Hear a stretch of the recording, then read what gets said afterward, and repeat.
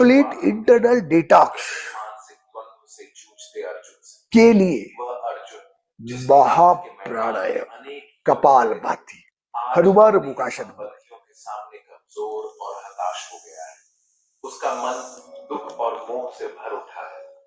उसकी आंखों के सामने खड़े हैं भीष्म पितामह, जिनके चरणों में उसने बचपन बिताया है, गुरु द्रोणाचार्य, जिनसे धनुष बाण चलाना सीखा है, कृपाचार्य, जो सदैव मार्गदर्शक रहे।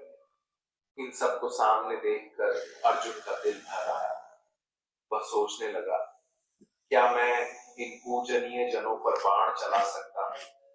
क्या यह धर्म है? क्या अपनों को मारकर कोई सुखी हो सकता है? उसका मन विचलित हो गया। वह युद्ध भूमि में खड़ा होकर कांपता हुआ आत्मग्लानि में डूबा धनुष छोड़ देता है। कहता है, हे माधव, मैं युद्ध नहीं कर सकता। लेकिन मित्रों, अगर हम इस परिस्थिति को गहराई से देखें तो अर्जुन को वास्तव में कौरवों को मारने से कोई आपत्ति नहीं। उसकी परेशानी केवल उन बुजुर्ग और पूज्य जनों को देखकर ही, जो उसे जीवन की हर राह पर दिशा दिखाते हैं। वह सोच रहा था, कैसे बढ़ूं आगे? अर्जुन के मन में उस समय भावनाओं का तूफान बढ़ रहा है। वे एक योद्धा, लेकिन युद्धभूमि में खड़े होकर एक ऐसे मोड़ पर पहुंच चुके जहां धर्म और मोह, कर्तव्य और करुणा, रक्त और रिश्तों के बीच की रेखाएं धुंधली हो चुकी। उनके मन में न जाने कितनी आशंकाएं, न जाने कितने तर्क उठ रहे। अगर मैंने यह युद्ध किया तो अपने ही लोगों का विनाश कर बैठूंगा। इससे क्या मुझे सुख मिलेगा या केवल पाप का भागी बनूंगा? इन सवालों ने उन्हें भीतर से तोड़ कर रख दिया था। वह अर्जुन, जो कभी महाभारत के महानायक कहे जाते थे, आज रथ के पिछले हिस्से में बैठकर अपने ही विचारों के बोझ तले दब चुके थे। मित्रों, आपको क्या लगता है, अर्जुन घबरा गए थे? जी हाँ, क्या केवल एक था? जब अर्जुन को यह महसूस होता है कि वह अंदर से पूरी तरह टूट चुका है, कि उसका मन अनेक आशंकाओं, दुविधाओं और संवेदनाओं के जाल में फंस गया है, जब उसके सामने जीवन की सबसे बड़ी और निर्णायक चुनौती खड़ी होती है, जहां एक तरफ धर्म है तो दूसरी तरफ अपने ही पेज है, तब वह भीतर से इतना थक चुका होता है कि अब उसे सिर्फ एक चीज की आवश्यकता होती है, मार्गदर्शन। वह अर्जुन, जो अभी तक अपने विचारों और तर्कों के बल पर युद्ध से पीछे हटने के लिए कारण ढूंढ रहा था, अब नम्रता से सिर झुकाकर भगवान श्री कृष्ण से कहता है, शिष्य से हम शादी मां प्रपन्न। हे कृष्ण, अब मैं आपके शिष्य आपकी शरण में आया हूं, कृपया मुझे उपदेश दें। मित्रों, कोई साधारण वाक्य नहीं था, बल्कि एक योद्धा का पूर्ण आत्मसमर्पण था। अर्जुन ने अपने सारे अहंकार, सारे ज्ञान, सारे भ्रम, सारे तर्क, सब कुछ छोड़ दिया और पूर्ण विश्वास के साथ श्री कृष्ण के चरणों में झुक गया। उसकी आवाज में अब कोई द्वंद्व नहीं था, बल्कि एक शिशु जैसी मासूम पुकार थी, हे माता, मुझे बताइए, क्या सही है, क्या गलत? मुझे दिखाइए वह राह जो मेरे कर्तव्य से मुझे जोड़ दे, मेरी आत्मा को जो शांति दे। उस पल में अर्जुन केवल एक योद्धा नहीं रहा, वह बन गया एक साधक, एक जिज्ञासु आत्मा, जो अंधकार में भटकते भटकते अब प्रकाश की ओर हाथ बढ़ा रहा था। यह वाक्य, शिष्यस्ते हम शादी मां प्रपन्ना, केवल अर्जुन की बेटी नहीं, बल्कि हम सभी की ओर से कही गई एक सार्वभौमिक पुकार है। जब जीवन हमें ऐसे मोड़ पर लाकर खड़ा कर देता है जहां न कोई राह दिखती है, न कोई सहारा, और तब केवल भगवान ही मार्गदर्शक बनते हैं, जैसे श्री कृष्ण अर्जुन। मित्रों, भगवत गीता का विभूषण अत्यंत गहरा और भावनाओं से भरा हुआ है। यह केवल एक संवाद नहीं, बल्कि आत्मा की पुकार है। एक टूटे हुए योद्धा जो अब अपने अहंकार, अपने ज्ञान और अपने तर्कों को त्याग कर पूर्ण समर्पण के साथ भगवान के चरणों में झुक गया है। यह वह पवित्र क्षण है जब अर्जुन जो श्री कृष्ण के न केवल परम मित्र बल्कि चचेरे भाई अब उन्हें केवल सखा नहीं बल्कि अपना गुरु स्वीकार करते हैं। वर्षों की मित्रता, स्नेह और साथ अब एक गुरु शिष्य के पवित्र संबंध में परिवर्तित हो जाती है। अर्जुन अपनी आत्मिक पीड़ा और मानसिक भ्रम को स्वीकार करता है। वह कहता है, हे कृष्ण, मुझ पर कार्पण्य दोष अर्थात कायरता और दुर्बलता हावी हो गई है। मेरा हृदय कर्तव्य से पीछे हट रहा है और मेरा आचरण अब एक वीर योद्धा का नहीं बल्कि एक भ्रमित और डरे हुए व्यक्ति का हो गया है। यह स्वीकार करना किसी भी योद्धा के लिए आसान नहीं होता, पर अर्जुन वास्तव में एक सच्चा साधक बन चुका था। जब आत्मा थक जाती है, जब बुद्धि काम करना बंद कर देती है और जब मन द्वंद्वों से घिर जाता है, तब जो अपने अहंकार को त्याग कर गुरु के सामने नतमस्तक होता है, वही जीवन की सच्ची राह पर आगे बढ़ता है।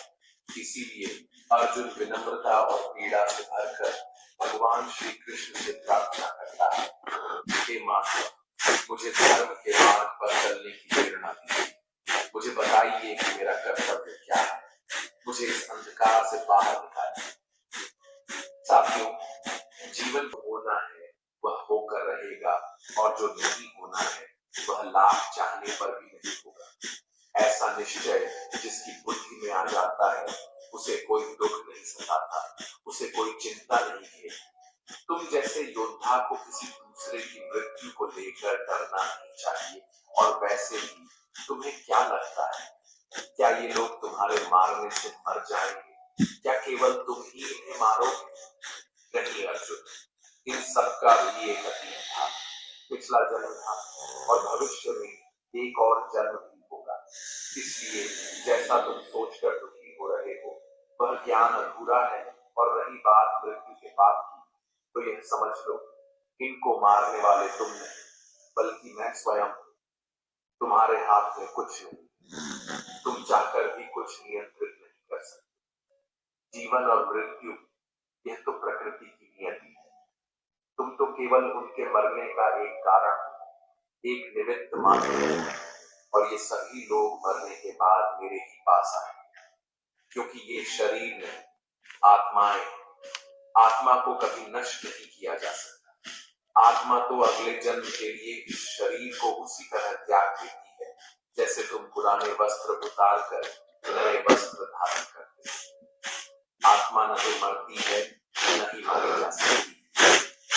श्री कृष्ण अर्जुन की आंखों में झांकते हुए शांत और गूढ़ स्वर में कहते हैं, हे अर्जुन, जिस आत्मा को लेकर तुम इतने दुखी हो रहे हो, उसे कोई भी अस्त्र शस्त्र काट नहीं सकता। अग्नि उसे जला नहीं सकती, जल उसे भिगो नहीं सकता और वायु भी उसे सुखा नहीं सकती।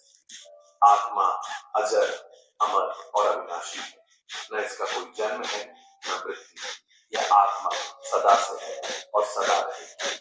केवल शरीर बदलते हैं, जैसे कोई पुराने वस्त्र त्याग कर नए वस्त्र धारण करता है, वैसे ही आत्मा एक शरीर को छोड़कर दूसरा धारण करती है। यही प्रकृति का सनातन चक्र है, जन्म और मृत्यु का एक सतत प्रवाह जो कभी रुकता है। कृष्ण कहते हैं, हे अर्जुन, यह मत सोचो कि तुम किसी को मार रहे हो, यदि टक्कर है। तुम जिन्हें अपना कहकर मोह कर रहे हो, यदि वे अधर्म के पक्ष में, तो तुम्हारा धर्म यही कहता है कि तुम उन्हें युद्धभूमि में चुनौती दो, क्योंकि जो अधर्म के साथ खड़ा हो उसके विरुद्ध खड़े होना सच्चे क्षत्रिय का धर्म है। इसलिए हे अर्जुन, इस मोह को त्यागो, इस जगत के भावनात्मक बोझ को उतार दो, क्योंकि यह क्षण तुम्हें धर्म के मार्ग पर चलकर मोक्ष और मुक्ति की ओर ले जा सकता है। यदि तुम पीछे हटे तो केवल यह युद्ध ही नहीं हारेगा, तुम स्वयं को हार जाओगे और तब यह संसार तुम्हारी वीरता नहीं, तुम्हारी कायरता की चर्चा करेगा। श्री कृष्ण की वाणी में अब करुणा है, जागृति की ज्वाला। वह मित्र को नहीं, अब एक वीर योद्धा को पुकार रहे हैं। उस अर्जुन को जो भ्रम और मोह में घिर कर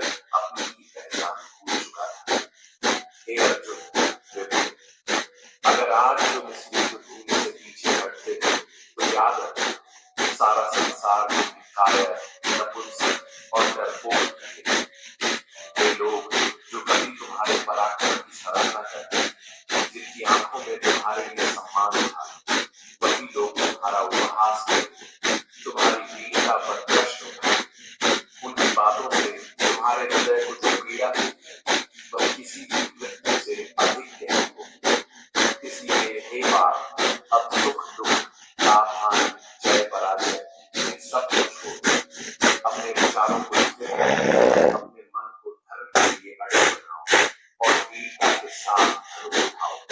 यह युद्ध ही तुम्हारा मार्ग है और इस मार्ग पर चलकर या तो तुम युद्ध में नई गति को प्राप्त कर मेरे चरणों में आओगे, या फिर विजयी होकर इस धरती पर धर्म की स्थापना करोगे और यश की प्राप्ति करोगे। दोनों ही स्थितियां तुम्हारे लिए कल्याणकारी हैं।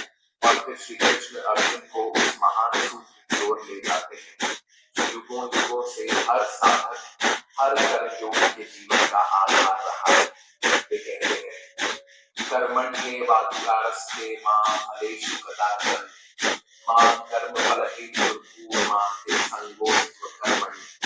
अर्थात हे अर्जुन, तुम्हारा अधिकार केवल कर्म करने में है, परंतु उस कर्म के फल पर तुम्हारा कोई अधिकार नहीं। तुम कर्म को फल के लिए मत करो,